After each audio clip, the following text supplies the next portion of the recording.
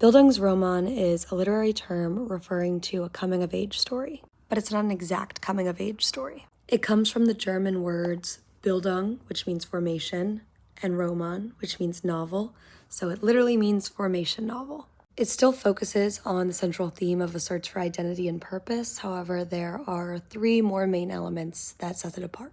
More emphasis on the mental turmoil and development the character undergoes, questioning and rebelling against social norms, and their personal development kind of being more of a social or cultural commentary. Let's look at examples. Paradise portrays a cultural and social commentary as it centers around a guy named Yusuf during pre-colonialization, right as colonization is happening, and how that stunts his personal development.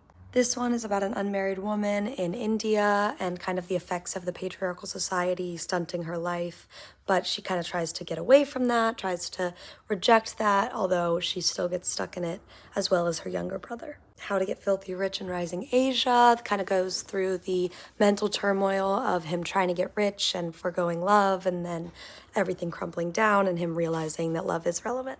It's a German word, so there's obviously lots of examples in German literature, but all the ones I listed are post-colonial because I think post-colonial studies is intrinsically tied to Bildungsroman. There's the idea of post-colonial nations having famous works of literature and it being a national allegory for their country. Bildungsroman is about a person coming of age and coming into themselves and finding their power and voice, and this is about countries kind of coming into their own and finding their power and voice after colonization, and also portrays the dominance of colonial powers even now because they're still using a German word.